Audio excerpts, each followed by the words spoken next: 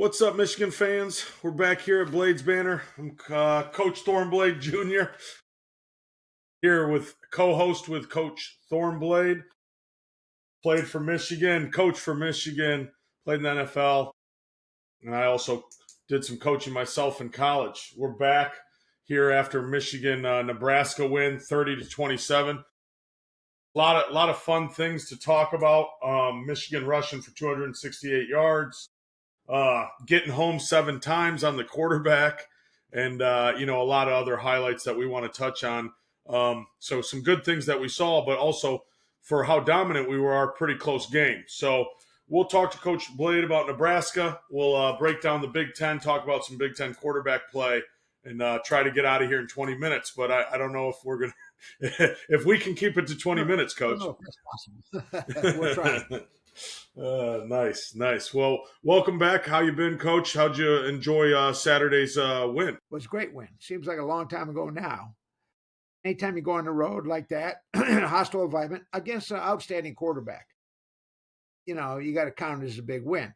By the same token as, we made mistakes all over the place, made some obvious coaching, time management mistakes, and defensive backs had 2 big mistakes. The Hail Mary, which is unacceptable. And then, but that shouldn't have happened. We should have had a timeout, force them to handle a punt long before that happened. And then we had the cover. Second. Well, they have to handle the ball, and they had to punt it. And they had a real good punter, but, it's how you do it. You get the ball back, and then hopefully, if you get a great return, you never know. You get the ball back in your hands, and you call timeout and force them to punt, and don't allow them the luxury of going down to the end and having one last play. But you knew what was going to happen. We just didn't defend it, which is horrible. It takes me back to a Colorado game a long time ago. Then there was another big break in the secondary, which gave them a touchdown. And then I think from a special team standpoint, Zavada is back to being Zavada, best kicker in the country, thank God. And that's important. We don't punt well. I'm concerned about that. We have to get our net punt up. And then the other thing is, we can't allow big punt returns. That's a big play in football. The punt. We had him tackled, Coach. They had him tackled. They had him tackled twice. Yeah. Well, he made the plays, and he made a great play, and it was injurious to us and our chance of winning. The way Scott, I look at that game, we could have won by 21. Now, I'm not diminishing Nebraska's effort, and Nebraska is much improved, and it's going to be very interesting in a week when they play Michigan State. Michigan State will go down there, not this week, next week, and it'll be interesting to see how that goes. But we won. Yes. We won, and the W is the biggest thing. No one's going to remember the margin. They scored at the end, which really didn't impact on the game. Had a chance for the onside kick. Had a chance for the onside kick, which we did a very good job of recovering. That was outstanding special team play and a decisive one, of course. So there's a lot to correct. And I was going to say we should start off there, Coach. Talking about the broken coverages. The guy, we just let him run right up the seam. Our safety dropped down into the flat, and that guy goes right into right up the seam. And then also the Hail Mary, Coach. We had 5 guys jumbled up.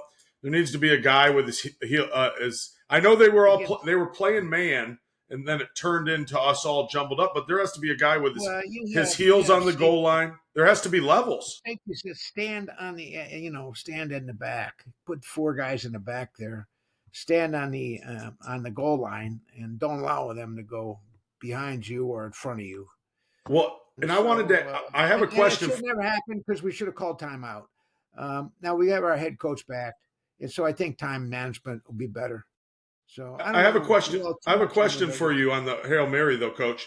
As a coach, okay, it's went back and forth over the football times. Do you go up and get it, or do you go up and you smack it down? What would you tell your guys? When you knock it in the air, if you can intercept, you intercept. But they're going to try to get to the highest point, so it's a rebound. sometimes when you knock it in the air, there is a chance for somebody to catch it. So you know you got to make a sure play, and whatever that is, and it can be knocking it down or intercepting. But you don't allow them to catch the ball, fall in the end zone for 7 points like that at the end of the half. Now, Justice Haynes came out right away and negated that in the third quarter. So we won. We won. And we're 1-0 in the Big Ten. And we'll talk about the standings in a little bit and how we see the Big Ten. And they're 0-1, Nebraska. And any team, including Michigan State, that has one loss can ill afford another one if they're going to make it to the championship game. And the Big Ten's going to get 3 or 4 teams, so you could probably have 2 losses within the league. You know, Ohio State won the championship with 2 losses, but you're gonna, you can't. When those things happen, you can't. Look, our destiny's in our own hands, so we have to control it. And the way you do that is by winning, and then there'll be no debates at the end of the season about Boise State or anything like that. And you control your own destiny. So that's what you have to do. And right now, the losses are tough. Notre Dame's in a very difficult position. I don't know if the chances of them getting in. Clemson's out probably. Clemson's done, best Coach. teams in the country. Texas can ill afford to lose again. And they do not look. I don't think they're the team that we anticipated they'd be. They don't look like right now. They don't look like that formidable a team. And Notre Dame's with 2 losses and is in great difficulty. And they don't play in the league, so they will not play in the championship game. So in a lot of instances, both teams that play in the championship game in the SEC and the Big Ten certainly will get in. Because they're going to take 7 from the SEC and the Big Ten. How that divides up, we'll see. 4-3 or 3-4. I hope 4 Big Ten teams will get in. And it appears that we have the best conference in the country right now, in my estimation. So we control our own destiny. We cannot lose, and we have 2 weeks to prepare for Wisconsin. Wisconsin played poorly and lost to Maryland, who has their own super freshman quarterback. Yep. Washington. And there's some wonderful players around the league. So it's exciting. And there's a lot of talent out there. And so it's going to be interesting to see how it all unfolds. No, it's going to be great. Big Ten's going to be super fun. I mean, even the SEC. I mean, Alabama plays Georgia this weekend. That's going to tell a lot. Last year, that changed things when Alabama beat Georgia. So there's a lot of great matchups that are going to kind of shake out. Finally, we're in Texas A&M now, and all these, Texas A&M still 3-0. Florida State's 3-0. Coach Oregon, Miami, LSU. Miami, Florida's a fine team. LSU's loaded with the pros think that Nussbaumer is the best prospect coming out of college this year. That remains to be seen, but he's a good quarterback, and Kelly's they're under some pressure down there to win. So there's a lot of great teams out there, and it's just starting to unfold. Ohio State really played Texas and won in the first game, then has played nobody. And it's going to be very interesting to see how they do traveling out to Washington this week. Oh, man. I'm excited to watch that game. They got a good back. They got a good quarterback. They're going to be high-powered. They're going to be able to put up some points with Ohio State, I think. I think Jedd Fisch also having an NFL pedigree, he'll be prepared for going against Matt Patricia in that matchup. I think that, in Texas, they were a little outmanned. They didn't know what Matt Patricia was going to do, and it showed. They didn't have much, film on him with this team. So most prolific offense. Excuse me to talk over you. I apologize. No, you're fine. Most prolific offense in the conference right now is Washington. They're scoring almost 56 points a game. That's a lot. No matter who. More than USC? I thought USC was most high powered. No, I'm talking about the points scored. Scored, okay. Right now, Washington's almost scored 56 a game. Indiana's almost scored 55. USC has almost scored 53. And then Oregon has scored 51. So, these teams are putting points on the board. The impressive thing, of course, is when you look at Oregon, they've only got giving up 9.3 a game. So on the other side, so they have the other side is playing well. And Indiana, interestingly enough, has a great defense, 8.3. Ohio State's defense has not given up anything, 5.3 a game. But of course, they played Akron and Grambling, some relatively inferior opponents. So they should have held those guys out. So I don't know if that's a real measure. Michigan, incidentally, scoring 35 points a game, but giving up almost 18. And now you keep people under 20 in this day and age, it's good. But we played two really good opponents. And New Mexico is demonstrating that guy's a good coach and they're good. And they're not just a walkover team. So the statistics I are don't starting think. to tell a story. Yeah. I don't think Nebraska's a walkover team, and I think we critically improved. Our offensive line played very well. We dominated up front. I think everybody's talking about this is this is the closest dominating game they've ever seen, where a team dominates somebody and only wins by 3 points. Our center coach, Score to was me, not indicative, I think. to my estimation, Greg Crippen was the MVP of the game. The blocks, the double teams he's making, and the 75-yard run, and then the run by Jordan Marshall, both long runs, both because of our center, passing off a double team and he's is right. getting to the So next level, coach. Engaging in a double team. He's engaging in a double team, and then he comes off on a linebacker or safety or whoever's in the vicinity, and he made key blocks. And and both those long runs by Marshall and by Justice Haynes, you can credit Crippen with that. That's a good observation, no question. It's nice to have a redshirt senior there touching the ball for you every play when you have a freshman behind him. I'll tell you that. That's a difficult position to play. Just think about it. With two backup, coach. We played with two backup guards. Yes, yeah, and hopefully we're going to get healthy over this next 2 weeks, and that might be the best. Bye weeks are difficult to come. College teams, pro teams play well after bye weeks, but college teams historically do not win. Less than 50% of the bye teams win. The other thing that, of course, is impacting on the Big Ten are these trips to the West Coast, and it's difficult for teams that and the East Coast, vice versa. It's these teams are having difficulty. So we'll see how Oregon holds up again against Penn State. But I got a feeling Oregon's got a special team this year. Perhaps better than last year's team. Retired Mike Gundy. They were good enough to get the old man fired in Oklahoma State. So that mullet is gone. The mullet's gone. There's a lot going on here. Michigan is in a great position. I think the bye week comes actually at a good time for them because of our injury situation. Because of our injury situation, it's huge. But I'm wondering, Coach, we rushed for 286. We only passed for 105. It's not as balanced as we'd like to be. We did still go for 391. We beat, and then Nebraska was the opposite. They passed for 308 yards and only could rush for 43. So, it was a tale of. Certainly our ability to control the line of scrimmage and rush the ball had a huge outcome. And, when you have the ball, although we had big runs, which don't take a long time, I don't know. I didn't look at time of possession. And it takes a physical beating.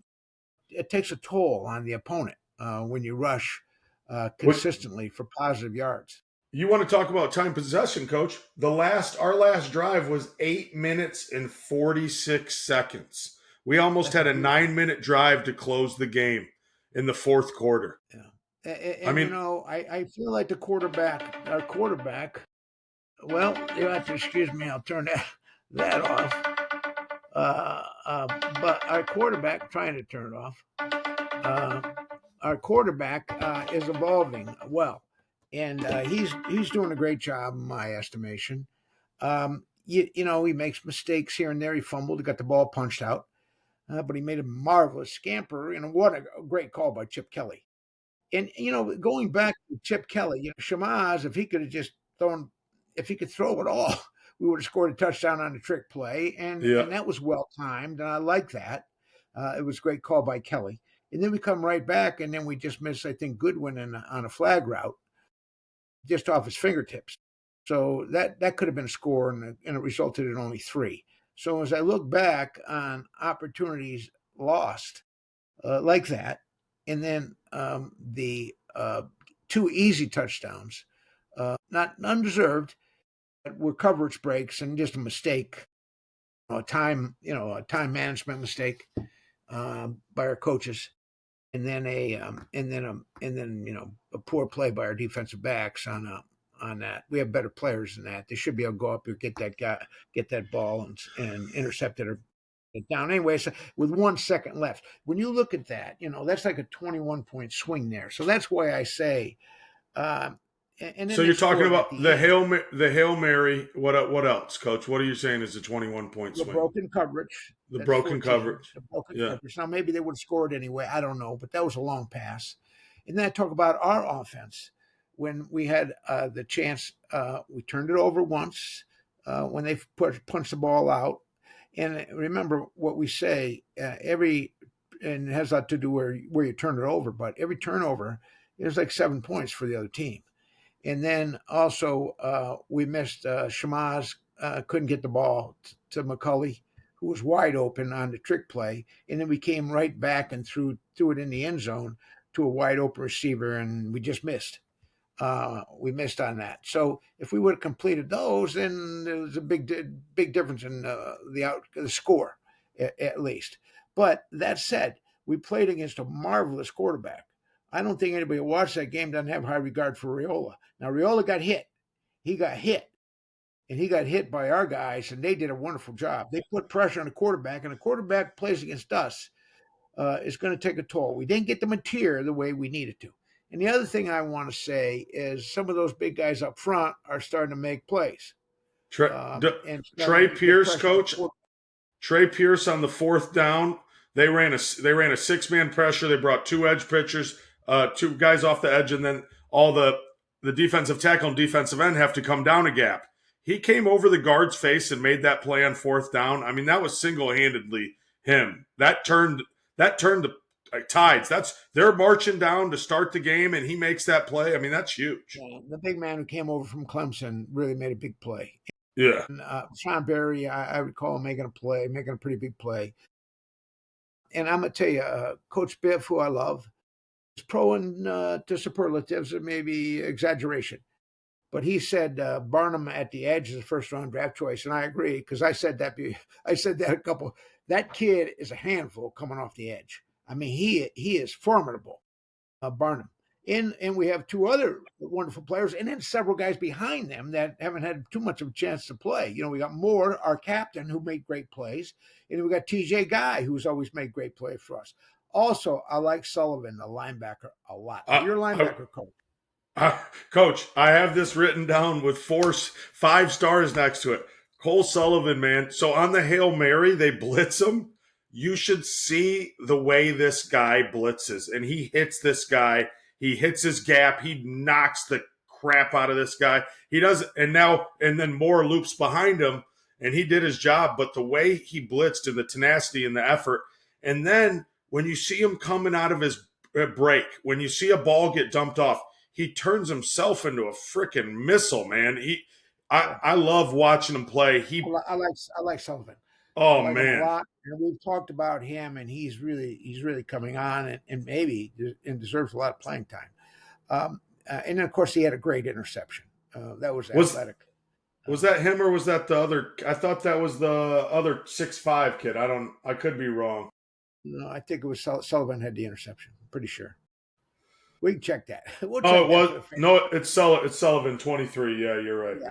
Sullivan's a good player, man, and he's outstanding. And they've raved about his athleticism and his toughness. Winks talked about him a lot. Talked about him in preseason, and he's coming on, and that allows us to put Barnum out there on the edge. And Barnum on the edge is a man. I mean, he is. He reminds me of Micah Parsons and those Penn State kids. I mean, he's something, and hopefully he'll continue to play at that level of play. Now I like Hillman. Hillman will knock the heck out of you, but Hillman can't do dumb things like taunting the fans or the bench or whatever he did. That It's it's a celebration he's done a couple times though, and I don't know why he I got know kids celebrate and the whole thing, but you have to have discipline in critical timing. football. Yeah, You got to have discipline. you So can't. I know that's part of the culture right now. Guys don't even. A guy who drops a pass and the defensive backs are celebrating doing this when they didn't when a guy was open. The guy just dropped it. Now, I do It's want to talk about our drops. Our drops are a thing that people want to talk about. I think on the short passes, our guy Bryce has to use a little touch because he throws fastballs and they're hard to handle. But also, you catch the ball with your eyes. That's what I always told the guys. And invariably, even when the great Carter, Anthony Carter, one of the greatest receivers ever in the history of college football, would drop a ball, I could show him on a film where just before he receives the ball, he turns his head and he takes his eyes off the ball so he doesn't process it into his hands. So that would be the thing. Where do you catch the ball with? People say your hands. No, you need eyes. What do you stop a puck with? What does a goalie do? He's got to see it, or he's got to guess. I guess. I mean, but that's you hit the ball with your eyes. You hit the baseball with your eyes. You got to see it, and then you process the appropriate response or invoke the appropriate task to be successful to that. But you got to process it. You got to see it. So they just got to look at the ball all the way. Look it in. Look it in. This we preach. Look it in. Look the ball in. Look the ball into your hands. So if I we do know it. that, I think it would be okay. I think that our receiver core, I like McCulley. I've talked about it. It's good to have Klein back. He's a man. Hogan can make plays. Now the other guy, Shabazz, made a great play, critical play on a short pass, Yeah, and broke a tackle. So we're better. We're getting better. We're evolving. Now we have all these mistakes. So they had this whole week. Number one, the bye week. You wanted to talk about it. Number one, let's get back into class. Let's make sure that we're up. Now nobody talks about this anymore, but these are college students. So let's make sure we're up to date on our studies. So let's take this time. We don't have a game to get after that and make sure that everything's going right. We're in the right courses. Things are going well. And if there's issues, you would get with a professor or your teaching advisor. That's critical. And they have the student advisors that'll help the kids with that. And also, there's term papers, midterms coming up, and all these things. So they got to get ready for that. So that's one thing you do with the bye week. Number two, you get healthy, just by virtue of the fact you have time. And we're nicked up front, our offensive line. Although I'm pleased with the progress we're making there too. We were a lot better last week, and those big runs are they're crucial blows to Nebraska. And the first thing I think I heard their coach say is, we couldn't stop the run, and we're patient with running. So if we get 2, 3, 4, but we stay in there, we don't quit, and so we're patient. And so the idea is we pound them and pound them and pound them in short gains. So eventually, when we wear the opponent down over time, and our will, we have greater will. We impose our will. Those are 7, 8, 9, and then the big ones. We hit the big ones. And that Haynes, Justice Haynes, is a big time back. In my estimation, the kid, he and the kid at Washington, who people will see this week, when Ohio State plays the 3:30 game Eastern Standard Time, is supposed to be the premier back in the country, actually, and a great pro prospect. But there's a lot of good players around, man. There's a lot of good players in this league. So we do that, but then we get prepared also for Wisconsin. We go over mistakes, eliminate the mistakes, play with discipline, execute your responsibility, do your job like Bill Belichick's. Do your job. Everybody, all 11 people have to do their job for a team to be successful. We continue to come together as a team and as a family. We care about each other. We get well. And then I think you have to have some challenge each other too with some aggressive sessions in practice. You can't just sit around and then all of a sudden, game week, we're going to get going. So, I don't know what they're going to do on Saturday. My old coach would have probably staged the game on Saturday, and it would have been a game. It would have been a scrimmage. So that might not be the best way, but that's how he did it. Yeah, but there was nobody ever tougher than us. Nobody ever tougher. I was And just going to ask although, that, Coach, because we have such a run dominant culture, and I know it's been passed down through Harbaugh to Sharon Moore, and Sharon Moore's built it his own culture and his own schematics, and he's really pushing it forward. But like out of all these years, when we had the great backs of Biaka Batuka and A Train and Mike Hart, and it feels like generations. And before that, I mean, obviously Jamie Morris and all the greats that you coached. What makes Michigan? Why are we so run focused and dominant? Is this a Bo Schembechler thing? Is this a Fielding Yost? Is this a Fritz Chrysler? Why is it so important to us? Obviously, you win the game up front, and if you can't run the ball, you can't be very tough. We've talked about that many times. But what makes Michigan, when Michigan's good, why is it so important to be the great at the run? you know, first of all, it makes you physically tough. And that was Bo's philosophy. I met Fritz Chrysler. Actually, I met the man, but he was the old wing T, and Harmon and those guys. Harmon won the Heisman running the ball. He didn't do it passing. Now, that was a different time. They hadn't legislated to pass in. And I think the advent of the forward pass has sure made it interesting. And I think what's directly responsible for that. Kids can throw and catch now much better. And they can do that because of 7-on-7 and all the things they do, because they play all year round, and they do these 7-on-7 leagues as they grow up, and then they can run and catch and throw the ball. But so Michigan, it's always been, Yost preached physical toughness, and then physically winning the game against your opponent, the offense and defensive line, and then tackling and the fundamentals, and that has all come. That's the tradition. And then Michigan historically, of course, has been able to attract great athletes. It's one thing to be tough. It's one thing to have a tough guy who's a great athlete.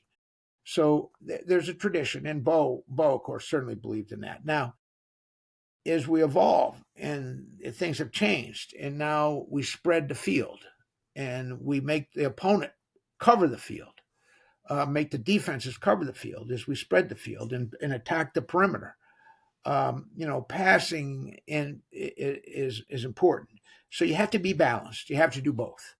And the great teams can do both. You cannot be one dimensional unless you can just physically. Now with Bo, sometimes the league, there were a couple challenges within the league, and we just physically overpowered everybody. I was told by Ohio State guys, we didn't fear you, but everybody else in the league feared you. When Michigan came out there, they knew they were in for a battle and a fist fight.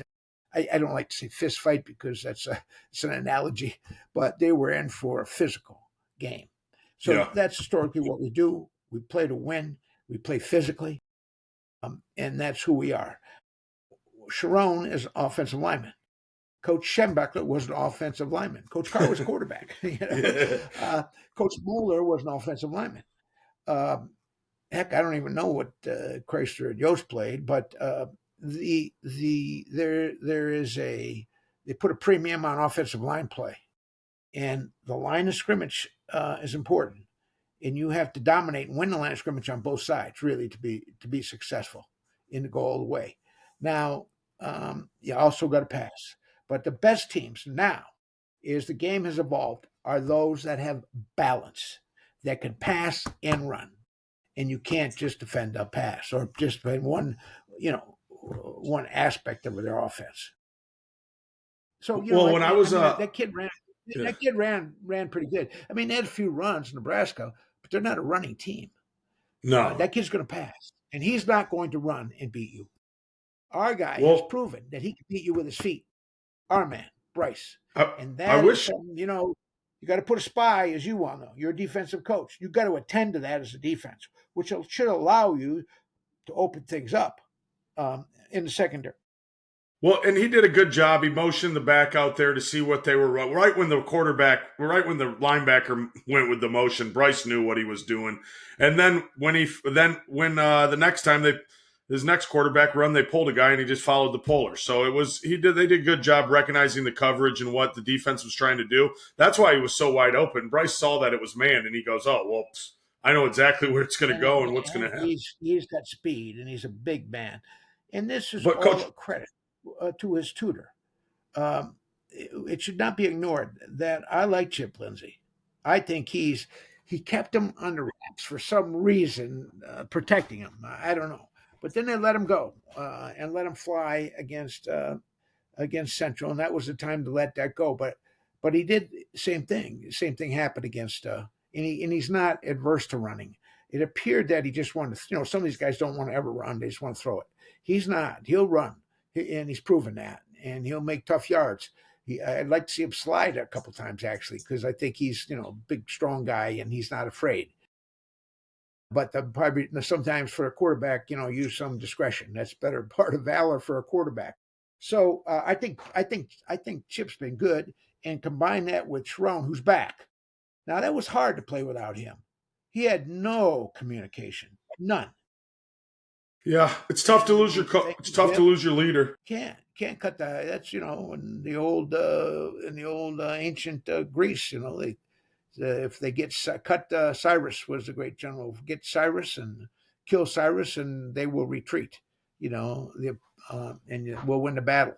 So and he means a lot to those kids. Sharon, there's a strong relationship, which is Rich is important, and they want to please him and do well for him. Well, I love what Sharon does. I think he's installed what we need, the fear that you're talking about. I know you don't want to call it a fist fight, but it is. Yeah, you're in a fist fight every single play, no matter what position you play. Yeah. I know. I remember when I played, when I was, yeah, just don't punch. Don't break your hand on a helmet. When I was on the team in 2006, there was a great story about Chris Perry giving a speech in 2003 for the 100th game about they're going to fear Michigan Stadium. They're going to fear us. They're going to fear us running the ball. And then he went out and ran all over them. I wish I could. What guys that were on that team were on 2006, and they told us about it, and it was a tremendous story. So that was the mindset. It's been the mindset. Glad we're back to that, and I'm glad it looks like it does, Coach. I mean, we got two new backs. We lost Blake, we lost Donovan. We got these two new guys, and are they better? Are they just as good? I don't know yet. It's going to be doesn't matter, but they're filling the void. Comparisons are good to make, but if you want I mean, Justice Hayes to me is one. I think he's going to be in New York. I don't know if he was a Big Ten Player of the Week, but he should have been. I think Justice Hayes will be in New York, Coach. That's my early estimation right now. I think he'll be in New York, but he might not win a Heisman. But he might not. He'll be there. I'll tell you that. Now we said we were going to go only 20 minutes. We're 33 in. Let's get these last two things we wanted to talk about, Coach, and then we'll wrap it up. So, in my estimation, and we talked about this earlier, the Big Ten, obviously, I think, is the most dominant league in college football right now. 2 back-to-back national champions, and just with the way we're playing, SEC will not admit defeat quite yet because I'm down here in the South. But, Coach, I count 12 NFL quarterbacks in the Big Ten right now. 12. Now, let's talk about I'll tell you. The kid at Rutgers is good, The kid USC, at Rutgers has great statistics. Washington, Indiana, Oregon, Michigan State, Nebraska, Rutgers, Ohio State, Michigan, Illinois, and the kid at Maryland. That's not even. Is really special. I didn't even say Nico. I didn't even say Nico. Oregon. Yeah. Well, the kid at Oregon at Dante Moore, who grew up in Detroit, Martin Luther King. We wanted badly, went to UCLA, then transferred up there to Oregon. A rivalry week. MLK's playing Cass Tech, by the way. They played last week. Oh, it was last game down. Oh, it was last week. Yeah, they shut the game down because there were too many people at Wayne. They couldn't control the crowd. Too many people at Wayne State. But so Wow. Dante Moore, he's executing back shoulder throws. I mean, he's really evolved. He's really pretty evolved. And then the kid at SC could move around, but he throws the ball well. He's got a great receiver there, and a kid named Lemon. But there's other great receivers. Michigan State has two great receivers. We saw how good that Barney kid was from who made the catch in the end zone. From Luke Altmaier, is good. Now they do not Fernando block in Indiana. The kid Indiana. in Indiana is playing ball, The kid, coach. kid in Indiana is something. And then, of course, Drew Allard is a Heisman candidate, the kid at Penn State. Julian Sayin, as you well know, at Ohio State, was one of the top recruits in the country. And he has improved, and he struggled a little bit against Texas, but he's done well. So I've never seen this abundance of talent at the quarterback position in the Big Ten. Never. This is in across the country, I might add. She's the kid at Texas Tech. The starter goes out, the second team guy comes in and lights it up. And they say he'll be the number one kid in the portal next year because people are coming after him. Well, coach, I didn't even think about this. Mateer backed up Ward. The reason Mateer didn't play at Washington State is because he was behind Ward, who ended up being the number one pick for the Titans. And Ward, number one draft pick. Then he played last year. He played after Ward went. He played last year when Ward went to Miami, and then he goes for Washington State. They have Cam Ward, and then they have Mateer, and they both leave. But there's in the league, as we look around the league, there's some wonderful players. Gifted players on both sides of the ball. There's some really great pass rushers. So, there's an abundance of talent in the league. A lot of kids come from the portal, like the other receiver at Michigan State. I forget what his name is, Kelly, I think. I forget where he came from, Syracuse, but one of those schools, or maybe. But anyway, he's really gifted receiver. And so Marsh, who's been hobbled by injury, with those two guys, they got a premier tight end, and Childs is I think he's a really wonderful quarterback. And I do too. I really like what Coach Smith does. I like the bootleg stuff, and he gets Childs out there, maybe too much, maybe threatens to put him too much with him because he gets him hit a lot. So right now in the league, SC is leading the league because they played the most league games. They're 2-0, followed by Indiana with a tremendous win over Illinois. That was an exclamation point. That was they smoked them, and it proved that Illinois is not there because they didn't block. They did not block Indiana at all. Coach, they didn't tackle a soul. I was looking at it. Yeah. I was looking at it on the other side. I'm watching the defense. I'm going, they're not covering. They're not tackling. It was bad. Yeah, they're not. They appear to be. Sometimes early we call it fool's gold. There was always teams that would come up 5-0, 4-0. But then, as the season evolved and they started playing more difficult opponents, then you can really find out what they got. Not that I don't think Illinois is not a good team, but on that day, Indiana dominated them. Iowa. Now there's a big game out there this week, and Indiana goes to Iowa. And Iowa plays great defense. Historically, they have. They got a great defensive coordinator, and they kick and they play defense. They haven't been a big offense team, but he doesn't also, and we talked about the head coach at Iowa. What Iowa, Kirk. Is Coach Ferentz to be the winningest coach in Big Ten history, and remember what greatness is sustained excellence over time, not just 1 year, 2 years, but year in and year out. You're great. And he has been good. And he's been great at Iowa, 8, 9, 10 wins. It's remarkable what he's done there. And you give credit to him. So they're going to play good because there's going to be in Iowa. And Iowa City's not easy to play in. So Indiana's going out there after a big loss. Of course, the big thing we want to watch is what's going to be fun at night is the game at State College. When Oregon, with a talented Oregon team and a great, really wonderful young coach, one of the best young coaches in the country, Lanning, who was a disciple of Kirby Smart at Georgia. We're gonna see a great football game there, and it'll be interesting. And we'll see what Penn State's got. Penn State, he says this is the best team he's ever had, but it appears to me that Oregon. Now they're traveling too. I don't know when they're going there. Now I know Michigan State went out Thursday morning to L.A. To try to get, I don't know. I don't know if there's best way to do it. I don't know if you just go there and then play and then come back. I don't know what you do, or you go out a couple of days. You can't go a week like the pros do. The pros will go out for a week and then get Well, and acclimated. Coach, here's another one And that then I'm. Washington, you talked about Washington, and I think you're right. I think Washington is a sleeper out there. And Ohio State, that will not be an easy game for Ohio State to win. In my opinion. Now, Ohio State's got the great receiver, Smith. When we talk about kids around the league, we didn't even mention him. I mean, Smith, as we all know, is unbelievable. I mean, he is really that kid is. He could be in pro Talented. football right now. Yeah. That's how good he is. And so there's a lot of. Well, the last one. One thing I do think, and I do want to mention this, I think we're faster than. I think from a team speed standpoint, we were much faster than Nebraska.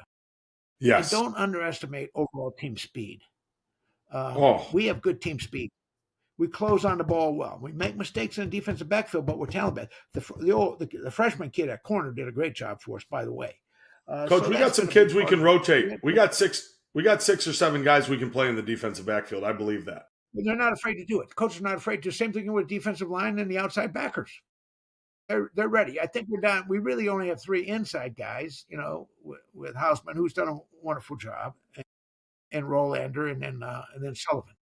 And to all our, and another game I want to mention to all our Michigan people out there, watch this LSU Ole Miss game. Starting quarterback is a 2-time national champion from Ferris State. Watch Ole Miss's quarterback, man. It's a fun thing to see him go up there and play at this high of a level. So he's been playing pretty well. He's still splitting a little bit of time, but he's usually getting the nod from Lane. Check that game out too as well, Coach, this weekend. It only shows to go, as we used to say, is there are wonderful players on every level. And, these kids, and then I want to mention something too. As we look at these players and we talk about NIL, our guy Hausman has done wonderful things for his family back in Uganda. And he thought his mom and dad were gone. And he went there and took his NIL money and put water into a village, running water.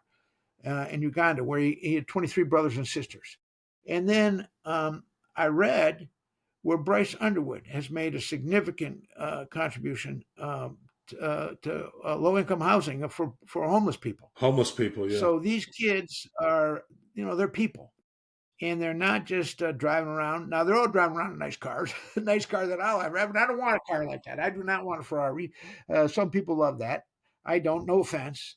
To the people, car lovers out there, but there's a social conscience there, and I think that's a tribute to their mother and father and where they come from.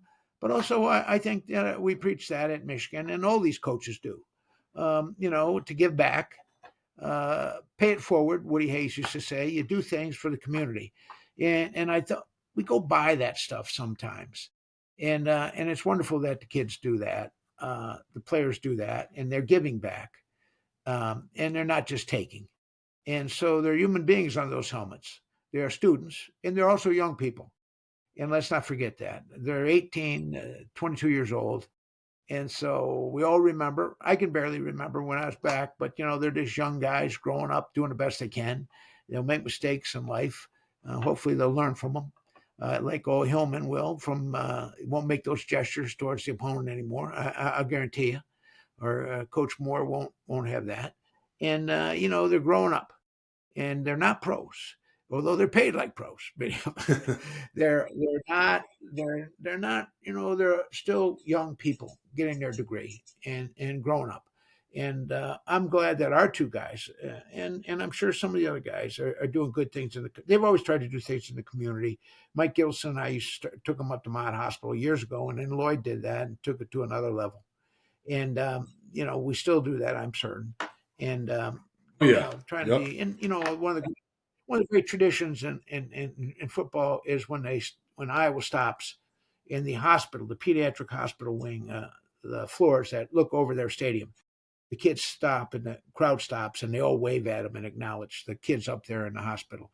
Fighting for they're good people out there. And I want to say that because in this crazy world we live in, it seems like, where there's all these bad stories and horrible things happening, there's good things happening too. And college football is, in my estimation, a lot of fun and a pretty wholesome thing by and large. You know, stealing signs is not murdering anybody, and you don't want to break rules, but these are that in comparison, these things are blown out of proportion. So we want to do the right thing. We want to play hard. We want to play within the rules. We want to be good citizens, and we want these kids to grow up to be people the school and the parents will be proud of, and they will. And And that's that part of the ethic. And that's across the country, in my estimation. College coaches don't get in it. They get paid a lot now, but they don't start coaching because they want to impact on young people and teach life lessons and have fun, and have the fun of it and compete and all that stuff. And they love the game, but there's more to it than just what happens on Saturday. absolutely. I think that's a great place to end right there, Coach. Positive. Okay, go blue. And We appreciate yeah. people watching. Subscribe. Hey, exactly. Subscribe and like. Leave us some comments if you like what we're talking about. Hey, give us our criticism. We need it. And then obviously tell us what We'll be we're on doing. earlier next week. We'll get it out there earlier next week. We had a bye week, and we had some other things we had to do. We got to do business, so we have to work and do some other things. And Yeah. so we're a little late coming on, but we'll be in touch, and we appreciate everybody looking at it. And I just I feel good about Michigan. We're getting better. There's a lot of work to be done, but we have big upside. We certainly have not reached our potential. And so we have to play up to our level. We got to achieve. We've got to be results oriented, and the coaches are, and get better, get better, get better, get better. And I think we will. I think we are. Well, let's get better and go blue, Coach. I appreciate your time. Have a good night. Well, good. All right, man.